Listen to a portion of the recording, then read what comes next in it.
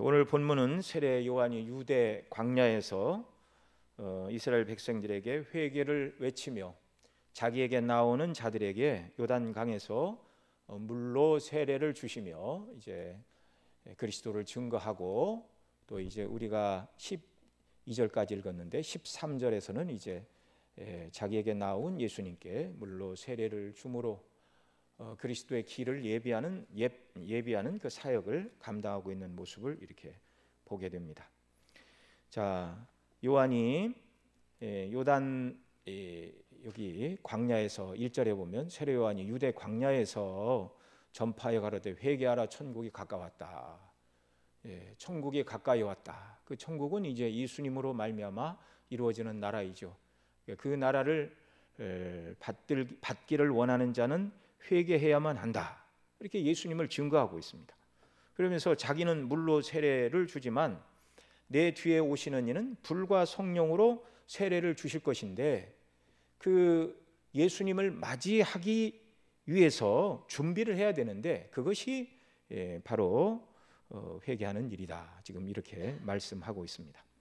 자, 이스라엘 백성들은 구약 시대부터 메시아를 기다리고 있었습니다. 특별히 바벨론 포로로 잡혀간 이후에는 제대로 된 나라를 세운 적이 없었습니다. 포로에서 돌아왔을 때 이제 스룹바벨이 이제 총독으로 왔죠. 이제 그 후에는 이제 느헤미야가 총독으로 오는 그런 일이 있었고, 그 다음에는 이제 헬라가 그 지역을 다스렸고, 또 헬라 시대에 마카비가 잠깐 독립운동을 일으키고 이런 일들을 했지만 다윗의 후손으로 말미암은 왕국을 한 번도 건설한 적이 없습니다.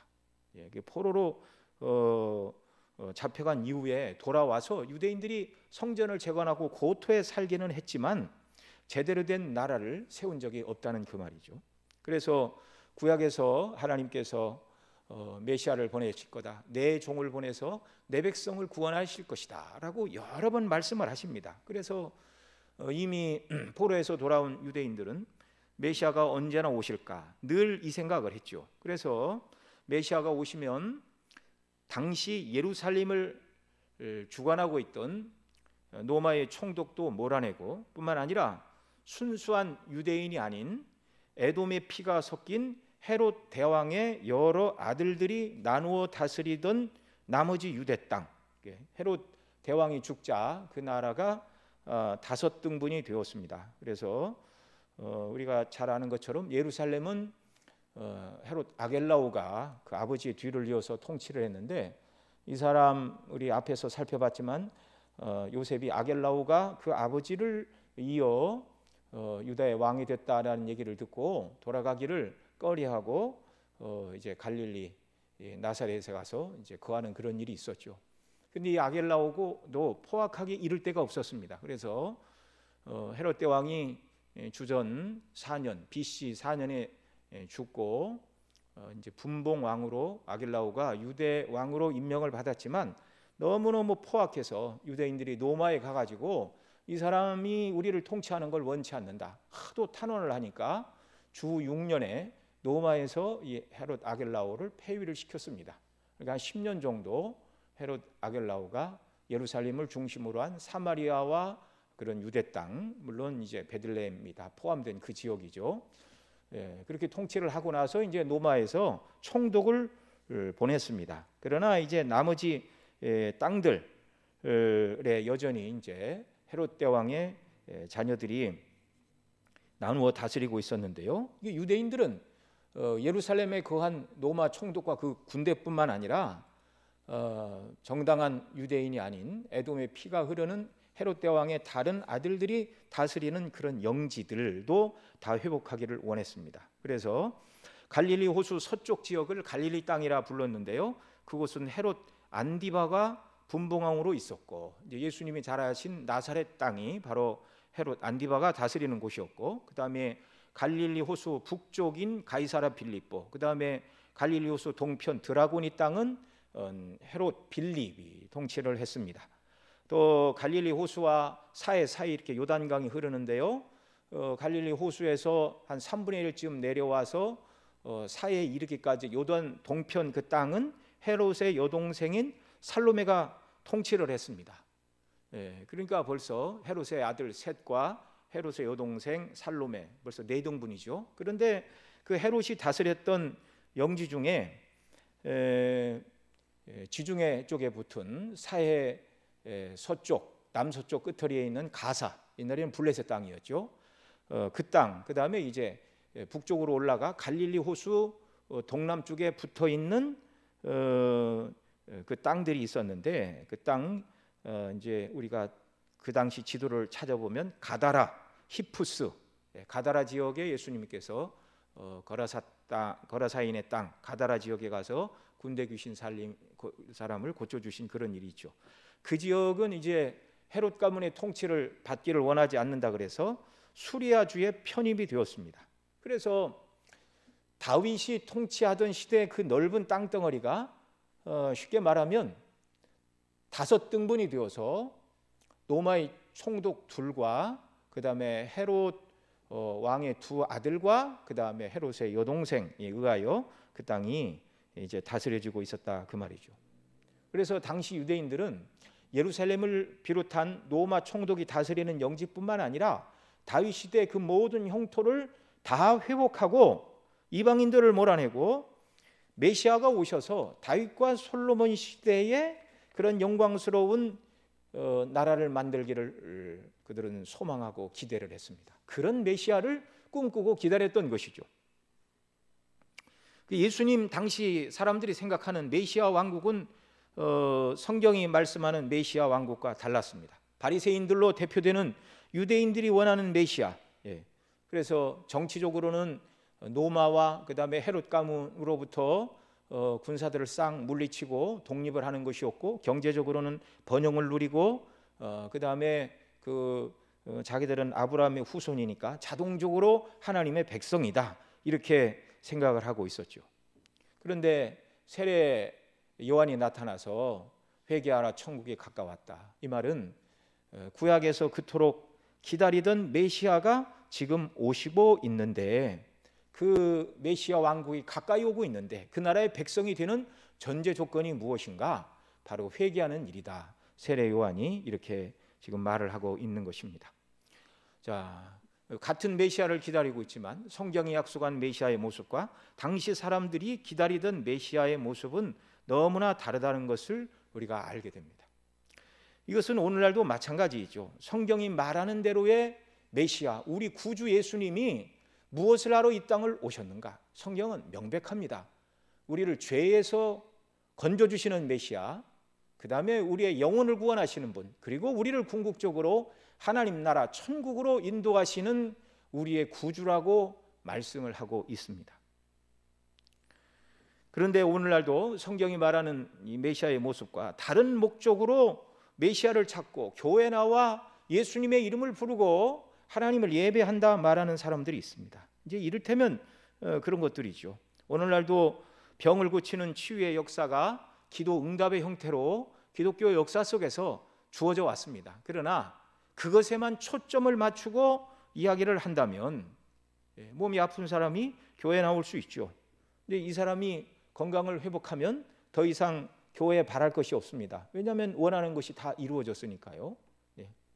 그리고 이제 끝까지 교회에 남아서 복음을 듣고 귀를 열리면 다행이거니와, 그렇지 않고 자기 원하는 것을 이뤘으니 교회 나올 리가 없고, 또 병 고치기 위하여 교회 나왔는데 고치지 못했다 그러면 교회 가도 아무 소용이 없네. 이 사람은 이제 앞으로 이제 어떻게 전도를 해야 될까요? 또 물질의 복을 받는다고 말하는 그렇게 얘기를 해서 사람들이 교회에 몰려온다면 여러분, 성경은 그들에게 정말 교회에 나와 예수님 믿으면 물질의 복을 받는다고 성경이 약속을 하고 있는가? 그렇지 않습니다. 복음과 함께 고난을 받으라 이렇게 말하고 있죠. 계시록 20장이 말하는 대로 하나님 나라가 완전히 이루어지면 그때는 아픔도 없고 눈물도 없고 질병도 없고 죽음도 없습니다. 그래서 오늘 이 시대처럼 어떤 바이러스 때문에 그렇게 불안해하고 그럴 필요가 전혀 없죠. 의사도 필요 없고 병원도 필요 없고 약국도 필요 없고 아무것도 필요가 없습니다. 장소적으로도 최고의 환경입니다. 황금길을 걷고 수정 같은 유리바다, 12 진주문이 있고 기초석도, 성벽을 이루는 이런 벽돌들도 각종 보석이고, 하나님 보좌로부터 흘러나오는 생명수 샘물을 따라 이렇게 생명나무가 있고, 각종 과일이 시절을 쫓아 다른 열매가 맺혀서 영원토록 그 생명수 샘물을 마시고 생명나무 열매를 먹고 영생을 누리는 영광스러운 그 나라, 그리스도 안에서 이런 나라를 우리에게 주십니다.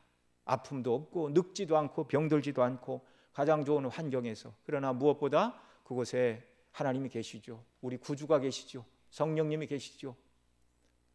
영광스러운 교통 가운데 참된 만족과 기쁨의 지복의 상태가 영원토록 계속되는 그 천국이 우리에게 주어질 것이지만, 그것은 우리가 하나님 나라 들어간 다음에 예수님이 재림하신 이후에 주어질 복락이고, 순례길을 가는 동안에는 그런 약속이 우리에게 주어져 있지 않다는 것입니다. 이 땅을 살아가는 동안 이런 복락은 잠시 유보되어 있습니다. 그래서 이 나라의 소망을 가지고 기쁨으로 그 나라에 들어가기를 힘쓰고 애쓰고 주 뜻대로 순종하며 살아가라, 이것을 성경이 가르치죠. 그런데 장차 주어질 복락을 마치 이 땅에서도 누릴 수 있는 것처럼 말하기 시작하면 이제 문제가 생기기 시작을 하는 것입니다.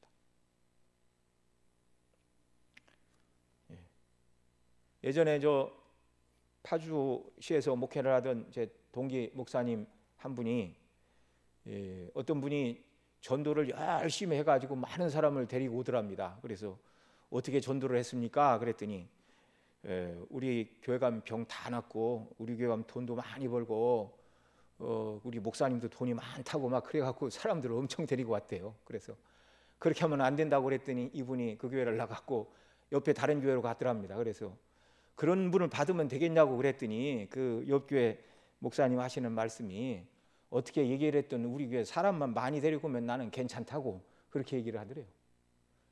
그렇게 해서 사람들이 교회 가득 찬다 할지라도 그거 어떻게 합니까? 뒷감당을 어떻게 합니까? 하나님이 약속하시지 않은 세상 복을 기대하고 사람들이 교회에 밀려든다면, 하나님께서는 성경에 있는 내용을 바꾸시고 사람들이 원하는 세상의 복락을 주십니까? 그렇지 않습니다. 아까도 말씀을 드렸지만 그런 기대감을 가지고 교회에 나왔는데 그런 기대감이 충족되지 않는다면 이런 사람이 다시 교회에 나오고 예수님 믿고 교회 가자는 소리에 귀를 기울일 가능성은 거의 없다고 봐야 됩니다. 그래서 우리는 누구를 만나든지 예수님을 증거하되 그 주님은 우리를 죄에서 건지시는 분이다. 영광스러운 천국을 약속하셨지만 이 땅에서는 나그네로 살아가라고 말씀해 주셨다. 믿음으로 그 나라의 영광을 바라보고, 왜 믿음이 필요합니까? 천국의 실체가 우리 눈에 보이지 않으니 믿음이 필요한 것이죠.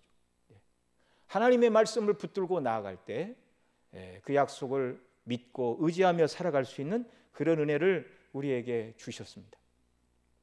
이 말씀을 드리는 것은 예수님 당시나 지금이나 세상 사람들이 예수님을 통하여 얻기를 원하고 기대하는 바가 똑같다는 것입니다. 2000년 전이나 지금이나. 그래서 그 시대나 이 시대나 참 믿음을 갖는 사람은 소수라는 것이고, 성경이 말하는 대로의 바른 믿음을 갖는 것이 매우 어려운 일인데, 사람이 보면 불가능한 일인데, 성령님의 역사로 저와 여러분이 이 예수님 믿은 것은 너무나 큰 은혜요 복락입니다. 그러니 진리의 복음이 무엇인가를 더 알기를 힘쓰고 이 복음 안에 견고히 서는 역사가 우리에게 있어야 한다는 말입니다. 자, 세례 요한이 이렇게 등장을 했는데요, 당시 유대인들에게 세례 요한의 등장은 굉장히 중요한 일이었습니다. 충격적인 일이었고 그들이 기대하고 고대하던 일이었습니다.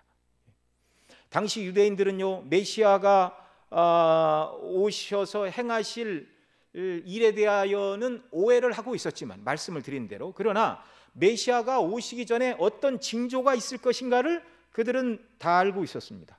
구약의 마지막 성경인 말라기 3장 1절 2절에 이렇게 말합니다. 만군의 여호와가 이르노라, 보라 내가 내 사자를 보내리니 그가 내 앞에서 길을 예비할 것이요 또 너희의 구하는 바 주가 호련히 그 전에 임하리니 곧 너희의 사모하는 바 언약의 사자가 임할 것이다.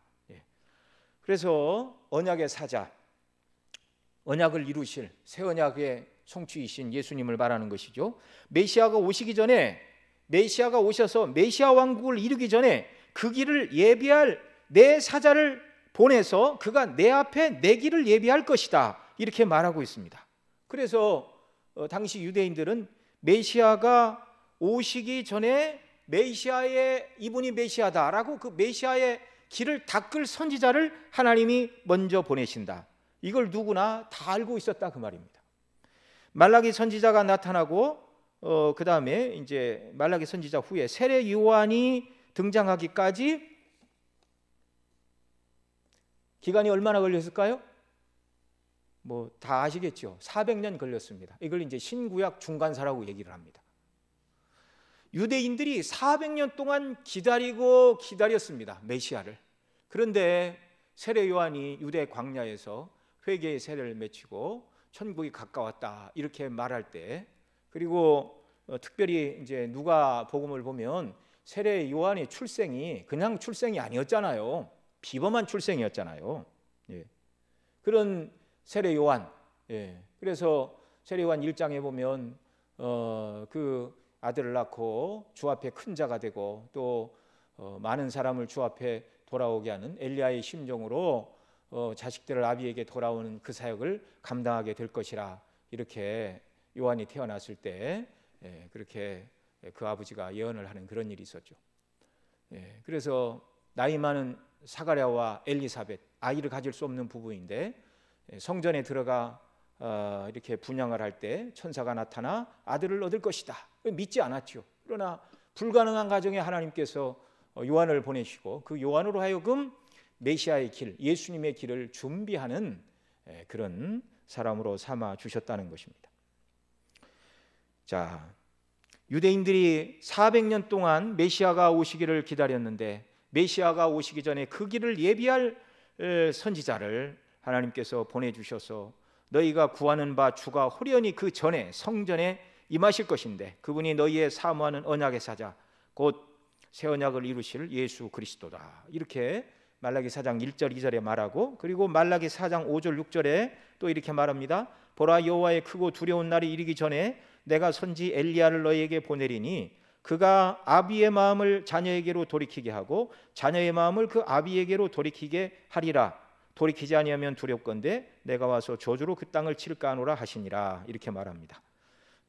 여호와의 크고 두려운 날이 이르기 전에 내가 선지 엘리야를 너희에게 보내리니, 여러분 엘리야는 죽지 않고 하나님께서 그를 산채로 하늘로 데리고 가셨죠. 죽지 않고 하늘로 올라간 그 엘리야가 산채로 다시 내려온다 그 말이 아니라 엘리야와 같은 일을 감당할 그런 사람을 보내시겠다 그 말씀이죠.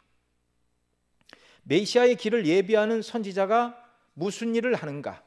하나님의 자녀인 이스라엘 백성들의 마음을 그 아버지인 하나님께로 돌이키는 일을 하게 될 것인데, 그 일을 감당할 선지자는 과거 아합 시대에 백성들이 우상 숭배에 빠졌을 때 바알의 선지자들과 대결하고 이런 일들을 통해서 그 백성들의 마음을 하나님께로 돌이키는 일에 힘썼던 엘리야 선지자의 사역을 빗대어 메시아의 길을 준비하는 선지자를 하나님이 보내실 것인데 그 선지자는 엘리야와 같은 사역을 할 것이다. 그래서 구약의 마지막 선지자요, 마지막 성경인 말라기 3장, 말라기 4장에서 예수님이 오시기 전에, 메시아가 오시기 전에 그 길을 준비할 선지자, 구체적으로 엘리야의 사역을 감당할 선지자를 보낼 것이다. 이 말씀이 주어진 다음에 400년 동안 어떤 선지자도 나타나지 않았다는 말입니다. 그런데 모든 사람이 인정할 만한 경건한 가문에서 경건한 세례 요한이 회개의 회개를 외치며 물 세례를 주고 있습니다. 자, 회개하라 천국이 가까웠느니라 그렇게 말하면서 오늘 우리가 읽은 3절을 보면 3절 말씀도 같이 읽겠습니다. 저는 선지자 이사야로 말씀하신 자라 일렀으되 광야에 외치는 자의 소리가 있어 가로되 너희는 주의 길을 예배하라 그의 첩경을 평탄케 하라 하였느니라. 예. 바로 이거 이사야 40장에 기록된 말씀인데요. 예. 2절에서 말씀하는 회개하는 것이 3절에서 말하는 주의 길을 예비하고 그의 첩경을 평탄케 하는 것이라고 2절의 회개의 내용이 구체적으로 무엇인가? 왜 회개를 해야 되는가? 왕이 오시는 그 길을 준비하는 것이라고 3절에서 설명을 합니다. 이 뒤에 우리가 12절까지 읽었는데 11절에 보면 요한이 이렇게 말하죠. 세례 요한이 이렇게 말하죠. 나는 너희로 회개케 하기 위하여 물로 세례를 주거니와 내 뒤에 오시는 이는 성령과 불로 너희에게 세례를 주시리니 그렇게 말씀을 합니다. 그러면서 내가 온 이유는 무엇인가? 물 세례를 주어서 너희로 회개케 함을 통하여 성령과 불로 세례를 주시는 그분을 너희가 맞이하도록, 바로 이 일이 왕의 길을 예배하는 일이었습니다. 3절에서 말하는 외치는 자의 소리가 되어 주의 길을 예배하라 그의 첩경을 평탄케 하는 일이 바로 회개를 외치는 일이었다 그 말이죠. 12절에 보면 그분은 손에 키를 들고 자기 타작마당을 정하게 하사 알곡은 모아 곡간에 들이고 쭉정이는 꺼지지 않는 불에 태우시는데 이 왕이신 메시아를 영접하기 위하여 회개해야 된다. 마가복음 1장 3절에서도 세례 요한은 이 광야에 나가서 이렇게 외쳤습니다. 너희는 주의 길을 예비하라 그의 첩경을 평탄케 하라 기록된 것과 같이 세례 요한이 이르러 광야에서 죄 사함을 받게 하는 회개의 세례를 전파하니, 자, 메시아가 오시는데 메시아가 오시는 길을 예비하고 그의 첩경을 평탄케 하는 일이 무엇인가? 세례 요한이 이르러 광야에서 죄 사함을 받게 하는 회개의 세례를 전파하니, 이게 바로 주의 길을 예비하고 그의 첩경을 평탄케 하는 일이라고 마가복음을 기록한 마가가 해석하여 설명해 주고 있는 말입니다. 마태나 마가나 다 똑같은 사역을 말하고 있죠. 메시아가 오시는 일을 위하여 보내심을 받은 사람이 바로 세례 베푸는 요한이라는 말입니다. 정말 앞서 말씀드린 대로 그는 사가랴와 엘리사벳 가정에서 특별한 하나님의 은혜 가운데 불임의 가정에서 태어나게 되었습니다. 그래서 누가복음 1장 17절에 보면 또 엘리야의 심령과 능력으로 주 앞에 앞서가서 아비의 마음을 자식에게 거스리는 자를 의인의 슬기에 돌아오게 하고 주를 위하여 세운 백성을 예비하리라. 메시아의 길을 예비하러 보내신 구약의 마지막 선지자, 하나님께서 보내시는 마지막 선지자가 바로 이 세례 요한이라는 말이죠. 하나님의 아들을 소개하는 가장 큰 임무를 맡은 이 세례 요한은 구약 시대 가장 크고 경건한 선지자였습니다. 하나님께서는 예수님을 메시아로 보내시되 그냥 보내신 것이 아니라 구약에 메시아가 오기 전에 메시아의 길을 닦는 선지자, 엘리야의 사역을 감당할 선지자를 먼저 보내라 말씀하셨고, 말씀하신 대로 주의 첩경을 평탄케 하는 엘리야의 사역을 감당할 선지자로 세례 요한을 먼저 보내셔서 하나님의 예언의 말씀이 다 이루어지도록 그렇게 하셨다는 말입니다. 그래서 이 세례 요한과 엘리야는 여러 가지 면에서 유사점이 있습니다. 우리가 읽은 대로 4절에 보면 요한은 약대 털옷을 입고 허리에 가죽띠를 띠었고 음식은 메뚜기와 석청이었더라 이렇게 말하는데, 열왕기하 1장 7절로 8절에 보면 이런 말씀이 있습니다. 왕이 저희에게 이르되 올라가서 너희를 만나 이 말을 너희에게 고한 그 사람의 모양이 어떠하더냐? 저희가 대답하되 그는 털이 많은데 허리에 가죽띠를 띠었더이다. 왕이 가로되 그는 디셉 사람 엘리야로다 이렇게 말합니다.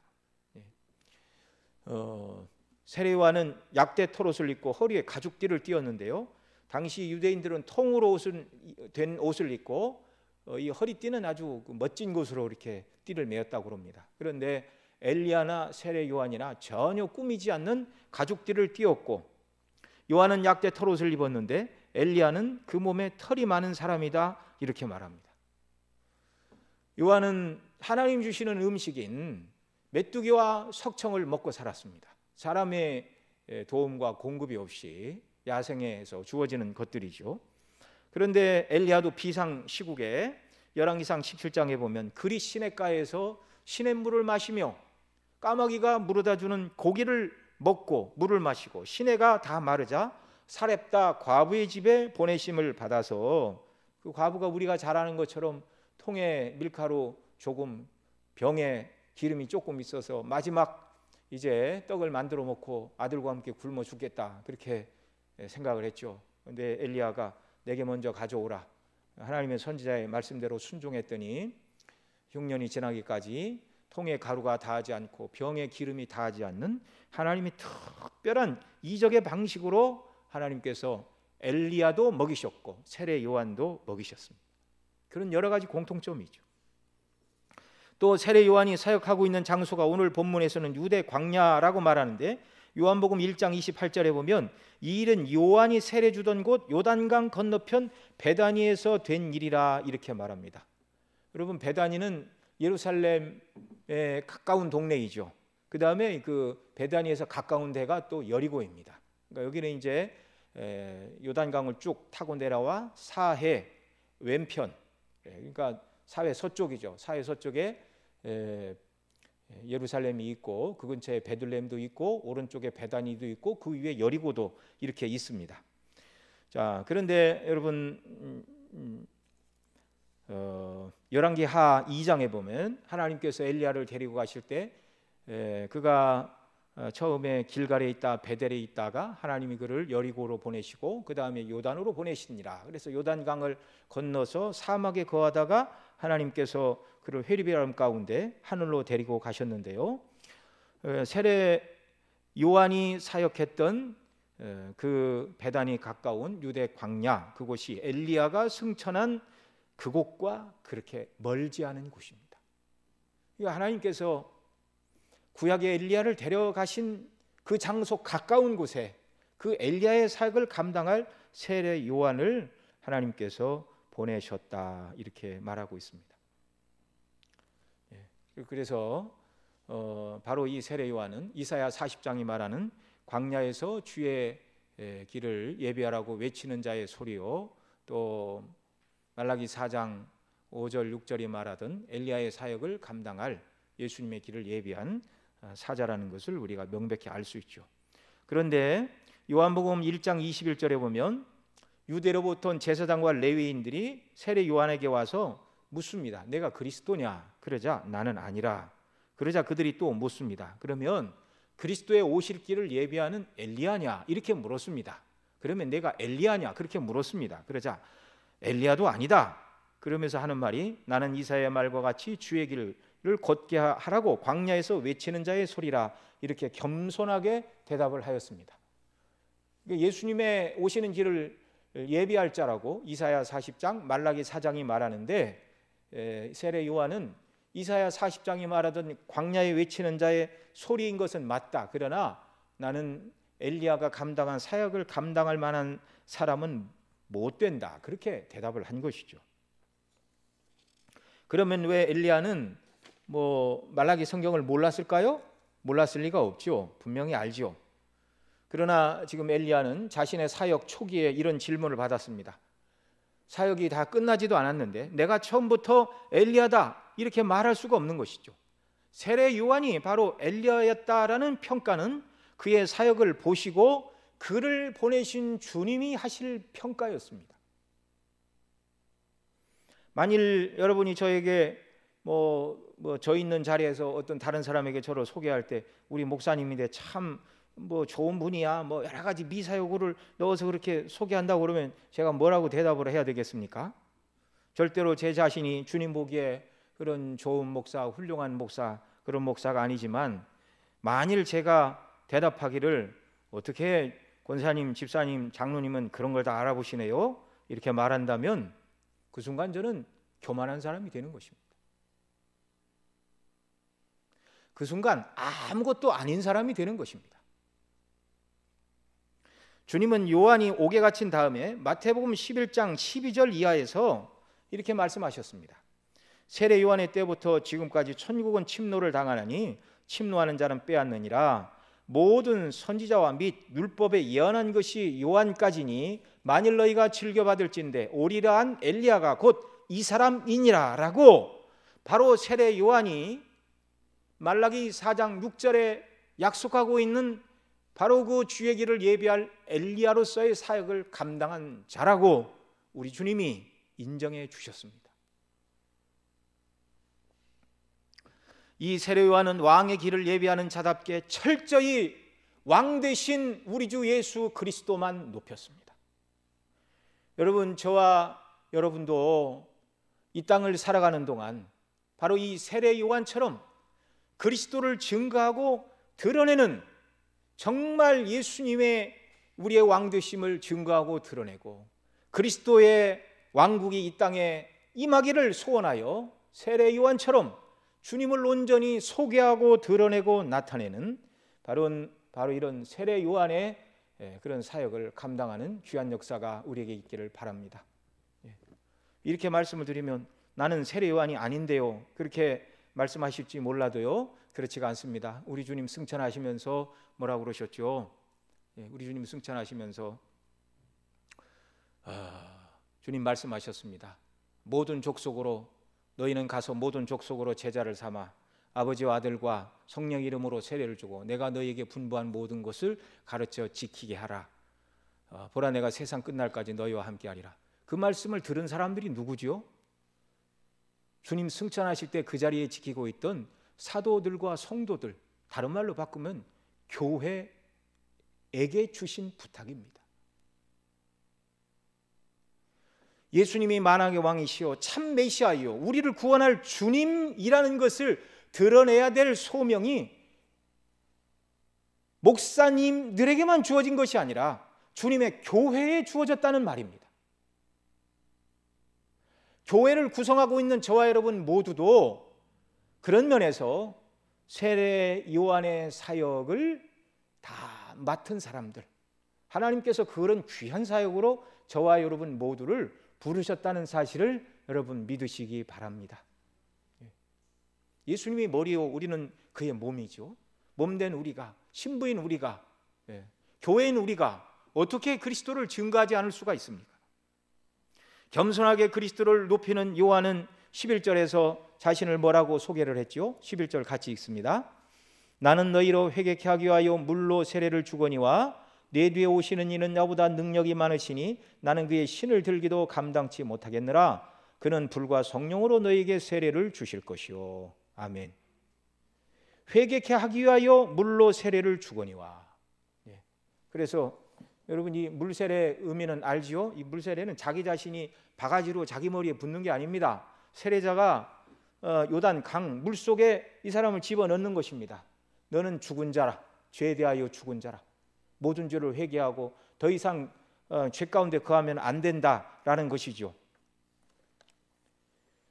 그 물로 세례를 줌으로 말미암아 죄를 회개하고 하나님의 뜻대로 순종하는 백성들, 그런 사람들이 그리스도를 온전히 영접할 수 있다는 사실입니다. 여러분, 오늘날도 똑같죠. 자기가 죄인임을 절감하고 이 죄에서 하나님 나를 구원해 주십시오, 내가 죄인입니다라는 고백 없이 예수님을 자기의 구주로 영접할 수 있는 사람은 아무도 없습니다. 그러나 여러분, 우리가 회개했기 때문에 천국 백성이 되는 것은 아니죠. 죄를 버리고 정말 나를 구원해 주십시오, 이것은 예수님을 나의 구주로 받아들일 수 있는 과정이고요, 주님이 저와 여러분을 위하여 우리가 지켜야 될 모든 율법을 예수님이 대신 다 지키셨고 우리가 지은 죄에 대한 형벌을 예수님이 다 당하셔서 그 예수님의 의로 우리가 구원을 얻는 것이지 단순히 회개해서 구원을 얻는 것은 아닙니다. 회개하는 일을 통하여 할 수 있는 일이 무엇인가? 그리스도를 나의 구주로 영접하는 일입니다. 이 일을 온전히 감당하라고 세례 요한은 말하면서 나는 그의 신을 들기도 감당치 못하겠노라. 다른 데서 보면은 신들매도 감당하지 못하겠노라. 신발 끈도 못 푼다. 이게는 신을 들기도 감당치 못하겠노라. 여러분, 이건 세례 요한이 겸손하게 자기를 표현한 것입니까? 아니면 사실 그대로를 말한 것입니까? 사실 그대로입니다. 억지 겸손이 아니라 그리스도가 얼마나 완전하시고 영광스러운 분인가를 온전히 깨닫고 그 주님 앞에 내가 얼마나 죄인인가를 깨닫게 되면 누구나 세례 요한처럼 이렇게 말할 수밖에 없는 것입니다. 피조물 중 누가 영광스러운 하나님의 아들 우리 주 예수 그리스도와 어떤 면에서인들 조금이라도 비교할 수 있는 사람이 누가 있습니까? 전혀 불가능한 것입니다. 나의 죄인짐을 깨닫는다면 누구나 주 앞에서 나는 죄인이로서이다, 나를 떠나소서라고 말할 수밖에 없는 것입니다. 요한은 겸손하게 자기를 낮추고, 왜냐하면 자기의 실체가 뭔가를 요한도 알죠. 그러나 보통 사람들이 볼 때 우리 주님의 평가처럼 여자가 낳은 자 중에 가장 큰 자, 가장 하나님의 뜻대로 순종하며 의롭게 살았지만 그러나 그 세례 요한에게도 점과 흠과 티는 있었다는 말이죠. 아담의 후손이니까. 만일 세례 요한도 이 예수님을 의지하는 믿음이 아니라 자기로 구원을 얻었다 그렇게 말하면 안 되는 것입니다. 그럴 사람이 한 사람이라도 있다면, 그것이 가능하다면 예수님이 이 땅에 구주로 오셔서 죽어야 될 이유가 없는 것입니다.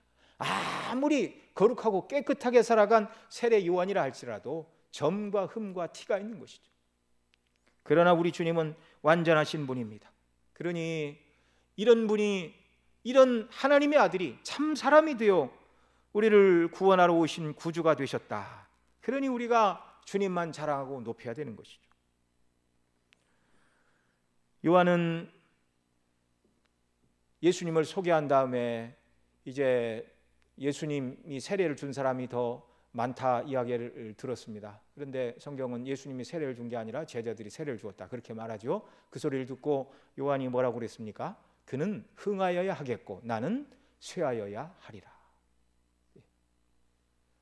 여러분, 절대 우리가 예수님을 증거하고 주님의 뜻대로 순종하며 살아갈 때 절대 우리가 예수님 믿고 또 예수님이 주시는 은혜 속에 우리가 어떤 일을 감당하고 또 세상 사람들이 그 일로 말미암아 우리를 칭찬한다고 할지라도 우리는 매우 조심해야 됩니다. 왜요? 모든 영광은 다 누구의 것이라고요? 주님의 것입니다. 모든 영광은 다 주님의 것입니다. 그래서 정말 주님이 주시는 능력으로 큰 사역을 감당하고 많이 성화된 분들 어떻게 그렇게 큰 일을 감당했습니까? 그러면 한결같이 뭐라고 그러나요? 아유 뭐 내가 열심히 했지, 그렇게 말하지 않습니다. 주의 은혜입니다. 주님이 도우셨고 주님이 하셨습니다. 정말 주님밖에 높일 것이 없습니다. 저와 여러분의 신앙과 헌심과 섬김을 통해 오직 그리스도의 이름만 높아져야 됩니다. 우리의 헌신과 우리의 충성과 우리의 봉사, 우리의 행한 모든 일들을 통해서 주님의 이름이 높아지고 하나님 나라가 확장되고, 그런 은혜를 하나님께서 주시되 누가 그런 일로 인하여 우리에게 잘했다 칭찬을 하면 정말 우리가 겸손하게 우리 자신을 낮추고 주님의 영광만 드높여야 하는 것이죠. 이걸 우리가 한시도 잊어서는 안 되는 것입니다. 예수님 믿음으로 말미암아 구원 얻은 저와 여러분들의 삶이 어때야 됩니까? 날마다 회개하는 삶.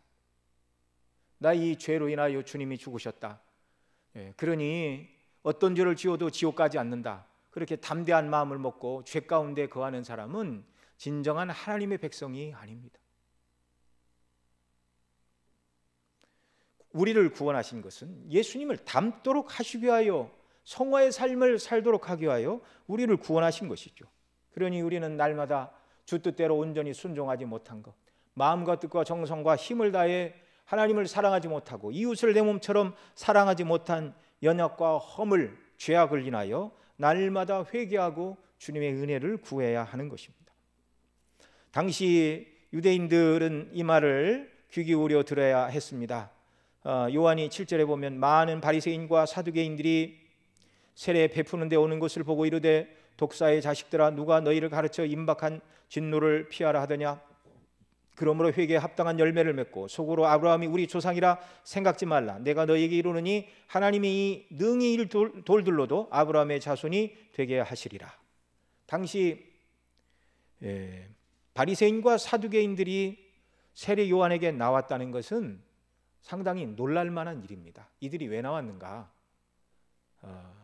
바로 성경이 말하던 메시아가 오시기 전에 메시아의 길을 예비하는 광야에 외치는 자의 소리, 엘리야의 사역을 감당할 사람을 하나님이 보내신다는 것을 알고 있었기 때문에 그런 사람이 나타났으니 이제 메시아가 온다는 것을 알고 이제 나도 그 메시아 왕국의 일원이 되겠다라는 마음을 가지고 지금 나온 것입니다.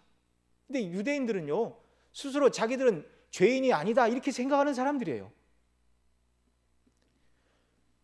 요한에게 나와 물로 세례를 받을지언정 그들은 스스로 생각하기를 나는 저렇게 죄를 지은 사람들처럼 죄인은 아니야, 이 생각을 하고 나옵니다. 그래서 요한이 그들의 마음을 꿰뚫어보고 독사의 자식들아 이렇게 말하고 있는 것이죠. 여러분, 이 독사의 자식이라는 표현이 뭡니까? 창세기 3장에 아담과 하와를 유혹하여 범죄하게 한 그 뱀, 사단의 후손이다 그 말이죠.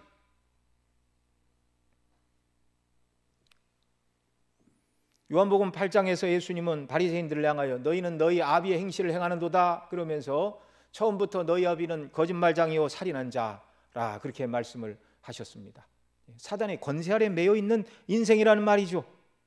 세례 요한도 성령의 감동으로 그들의 영적인 상태를 알아보고 회개에 합당한 열매를 맺는 삶을 살아야지, 아브라함이 우리 조상이라 혈통적으로 나는 아브라함의 후손이니 당연히 하나님의 백성이요 천국 백성이요 메시아가 오셔서 우리가 원하고 기대하는 그런 나라를 만들어 주실 것이다, 그런 기대를 해서는 안 된다는 것입니다.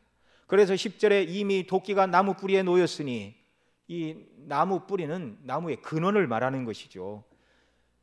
원리적으로부터 다 썩고 부패한 인생이라는 것입니다.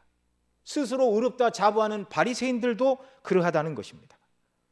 도끼가 이미 나무 뿌리에 놓였으니 좋은 열매 맺지 않은 나무마다 찍어 불에 던지우리라. 그러니 회개해야 된다는 것이죠. 주님이 원하시는 진정한 회개, 그 회개에 걸맞는 하나님께로 돌이킨 자로서의 아름다운 삶의 모습이 나타나지 않는다면 절대로 메시아의 백성, 주님을 영접할 수 없게 된다 이렇게 말하고 있습니다. 성령님의 역사로 말미암아 저와 여러분은 예수님 믿는 자들이 되었습니다. 그러니 너무 감사합니다. 그러니 더더욱 회개에 합당한 열매를 맺으며 하나님께 영광을 돌리며 살아가는 자들이 되어야 하는 것이죠. 12절에 보면 손에 키를 들고 자기 타작마당을 정하게 하사 알곡은 모아 곡간에 쭉정이는 꺼지지 않는 불에 태우시리라. 저와 여러분 모두가 주님의 타작마당에서 주님이 모으시는 알곡이 되어 곡간에 들어가게 되는 이런 놀라운 은혜 하나님께서 우리 모두에게 허락해 주실 줄로 믿습니다. 이런 소망을 가진 사람들은 어떻게 살아야 되는가? 날마다 내가 하나님 뜻대로 순종하지 못한 죄에 대해서 회개하고, 정말 우리는 주님의 도우심이 아니면 뿌리로부터 근본적으로 범죄하고 타락한 인생이라 늘 주님을 의지하지 않으면, 한시라도 주님 품을 떠나면, 십자가를 의지하지 않으면 얼마든지 인간적인 생각으로 죄와 악에 빠질 수 있다는 사실을 우리가 항상 생각하며 은혜의 원리를 붙들어야 됩니다. 11절에 보면 주님이 오셔서 불과 성령과 불로 너희에게 세례를 주시리라 이렇게 말씀하십니다. 저와 여러분은 불과 성령으로 세례를 받은 자들임을 믿습니다. 불같이 역사하시는 성령님의 역사를 말하는 것이죠. 그래서 우리가 날마다 성령님 의지하여 주님께 나가야 됩니다. 여기 바클레이 주석에 보니까 불과 성령으로 세례를 받는다, 불같이 역사하시는 성령의 역사에 대하여 몇 가지로 나누어 설명을 하는데요. 첫 번째로 이 불은 밝혀주는 일, 조명이죠. 이 지금 저녁이죠. 만약 이 조명이 없다면 깜깜해서 좌우를 분별할 수가 없을 것입니다. 진리의 성령이 오시면 우리의 영적인 어두움을 밝혀주십니다. 깜깜한 밤에 배들이 항구에 어떻게 제대로 길을 찾아가는가? 등대가 있습니다. 등대가 두 개가 있어서 한쪽에는 흰빛, 한쪽에는 빨간빛, 좌우의 그 빛을 보고 이렇게 진로를 맞춰 항구로 들어가는 것이죠. 마찬가지로 빛 대신 성령께서는 하나님의 말씀을 통하여 무엇이 진리이고 생명인지 우리에게 알게 하시고 가르쳐 주십니다. 하나님의 말씀으로 우리를 인도하십니다. 그래서 정말 불과 성령으로 세례를 받은 저와 여러분은 하나님의 말씀이 무엇을 말하는가, 그 말씀, 곧 복음의 핵심이 무엇인가, 늘 이것을 알기를 기뻐하고 복음의 조명을 기뻐하고 그 조명에 따라 살아가기를 원하는 사람들, 이런 사람들이 불과 성령으로 정말 세례를 받은 자라고 말씀하는 성경의 말씀이 바로 나에게 이렇게 이루어져야 된다라고 믿고 살아야 된다는 것입니다. 두 번째로 불은 따뜻함을 가져다 주는 것입니다. 그래서 정말 성령으로 거듭난 사람, 그리스도의 복음의 영광으로 충만한 사람은 항상 온기가 넘쳐나는 것입니다. 나는 예수님 믿고 구원받았습니다. 이렇게 말하면서 나는 예수님 믿고 구원받았는데 내가 그리스도는 별로 사랑하지 않습니다. 이렇게 말하면 그 구원받았다는 말, 예수님이 나의 구주라는 말은 거짓말이 되는 것입니다. 예수님이 나의 구주이십니다. 나는 그분 믿고 구원받았습니다. 그 말은 나는 예수님 사랑합니다. 나는 예수님 사랑 때문에 이 세상을 살아갑니다라는 말과 같은 말이라는 걸 우리가 기본적으로 전제를 해야 됩니다. 그래서 기독교는 항상 사랑의 종교이죠. 주님이 우리에게 베푸신 이 사랑을 따라 하나님을 사랑하고 이웃을 사랑하는 사람, 그래서 그리스도인들이 있는 곳에는 항상 따뜻함과 온기와 사랑이 넘쳐나야 하는 것이죠. 성령 충만한 성도들의 아름다운 삶의 모습이라는 것입니다. 세 번째로 불은 태워 정결케 하는 역사를 합니다. 그래서 불은 그 태움으로 말미암아 모든 불순물들을 제거하죠. 그래서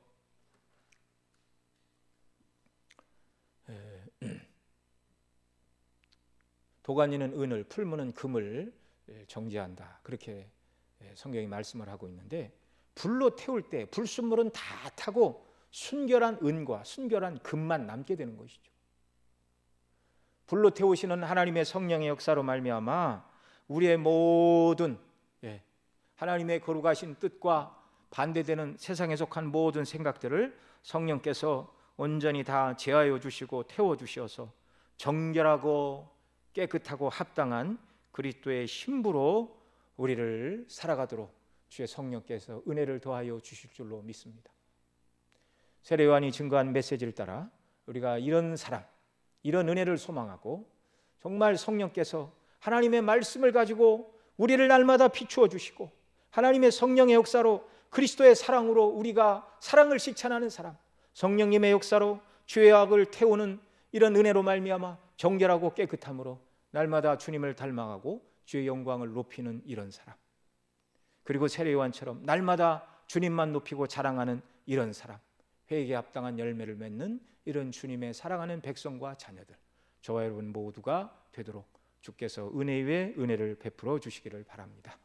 기도하시겠습니다. 사랑하시는 아버지 하나님, 이 시간도 주의 말씀 듣고 믿는 우리가 얼마나 놀라운 은혜를 받았는가 다시금 생각하도록 인도해 주시니 감사합니다. 우리에게 베푸신 이 놀라운 은혜와 사랑, 예수님으로 말미암아 주어진 이 놀라운 복락, 바로 은혜로 주어진 것임을 인하여 늘 감사하고 기뻐하고 정말 성령님의 인도하심을 따라 진리 가운데 견고히 그리스도의 사랑 안에서 뜨겁게 예수님의 사랑을 나타내고 증거하고 실천하고 정결한 그리스도의 신부로 이 땅을 살아간 불과 성령으로 세례를 받은 주님의 사랑하는 자녀, 거룩한 신부로 이 땅을 살아가는 저희 모두, 그리고 이 세례 요한처럼 그리스도를 존귀히 그 이름과 영광을 드러내는 자로 이 땅을 사랑하는 자들 되도록 성령으로 충만케 하시고 말씀으로 날마다 우리를 새롭게 하여 주옵소서.